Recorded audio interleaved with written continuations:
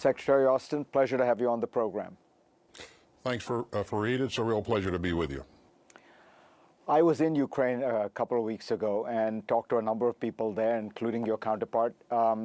One of the things that they do say is that they would dearly wish for more American weaponry, but particularly longer-range weapons. The Biden administration has been hesitant to do that because of the fear of these weapons essentially reaching into Russia, seeming to be an attack on Russia. Now, my question to you is, Russia has just changed the game. They have annexed the entire Donbas, all those 4 regions. So in effect, any missile that hits Russian positions in the Donbas is already an attack on Russia. In this new circumstance, why not lean forward, give the Ukrainians the longer-range weaponry they're asking for? By Russian law, you're hitting Russia anyway when these missiles are hitting the Donbas.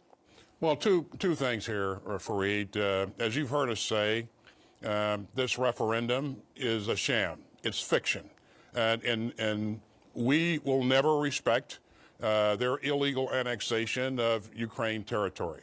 And nor will most of the international community.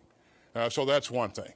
Now, the second thing is, I talked to my counterpart, the Minister of Defense there in Ukraine, Minister Reznikov, routinely. As a matter of fact, I just talked to him last night.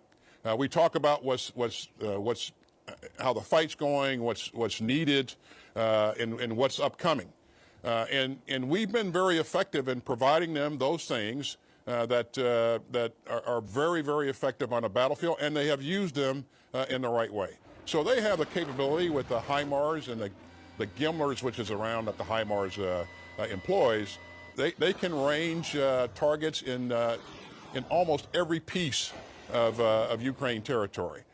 Now, part of the annexation, Russia's annexation, is the statement by President Putin that he has now made twice, that these territories are now Russian, and that he will defend these Russian territories with every means possible. And Russian media has repeatedly interpreted that to mean, very specifically, nuclear weapons, as has Dmitry Medvedev. So this seems to raise the stakes enormously. What do you make of the fact that Vladimir Putin is essentially saying at this point that if he feels there is an attack from NATO, I suppose, on Russian territory, which now includes all of the Donbas, he reserves the right to use nuclear weapons in response? Again, it's an illegal claim. It's an irresponsible statement. These are, this nuclear saber rattling is not the kind of thing that we would expect to hear from leaders of large countries with capability. And so what we can expect to see, we can expect that the Ukrainians will continue to move forward and attempt to take back all of the territory within their sovereign borders here.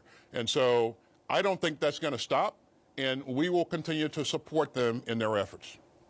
What have you conveyed to the Russians privately just how dangerous these threats are, or what kind of retaliation they might expect from the West were there to be a use, say, of tactical nuclear weapons?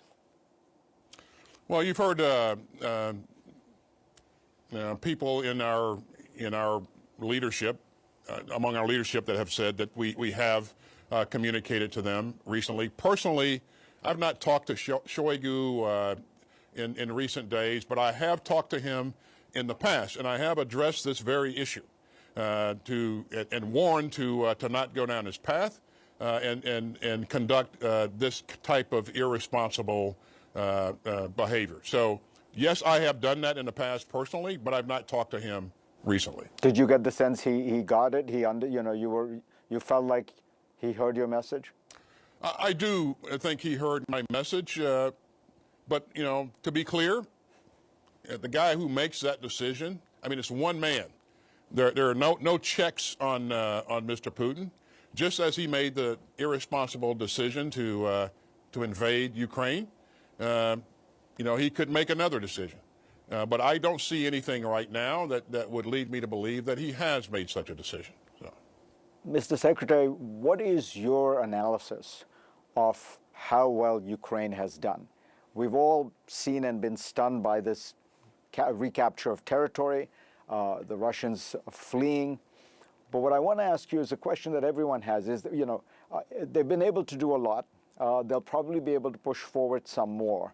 But is it likely that in the next few months, the Ukrainians will be able to really rout the Russian position in the Donbas? Or are we likely to get to some kind of stalemate where Ukraine takes back some territory, but Russia defends a lot of it, and they're kind of stuck in a stalemate?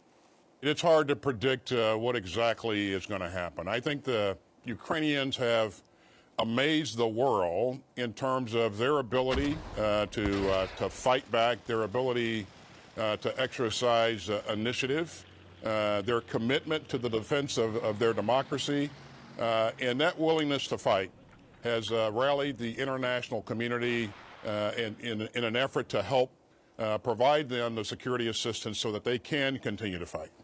They did a magnificent job early on. They won the Battle of Kyiv.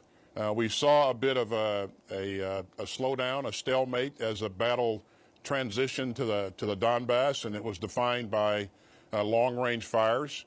But then, as the Ukrainians began to receive the technology like HIMARS and employed that technology the right way and began to conduct attacks on things like logistical stores and command and control, that's taken away significant capability from the Russians. That's also changed the dynamics, and it's created an opportunity for the Ukrainians to maneuver. So what we're seeing now is kind of a change in the battlefield dynamics. They've done very, very well in the Kharkiv area and moved to take advantage of opportunities. The fight in the Kherson region is going a bit slower, but they're making progress. So they're getting the right things and they're employing them the right way. So it's not just about the equipment that you have, Fareed. It's about how you employ that equipment, how you synchronize things together to create battlefield effects that then can create opportunities. They've done very, very well. In terms of what will happen going forward, hard to predict, but I would say that whatever direction that this goes in, we will continue to provide security assistance to the Ukrainians for as long as it takes. We're all very hopeful that they'll continue to make progress at the rate that they have. But again, I fought in enough wars and enough battles to know that no one can really predict a particular outcome of any battle. You just have to focus on doing the right things at the right time. And so we will continue to support the Ukrainians, as you've heard our president say, for as long as it takes.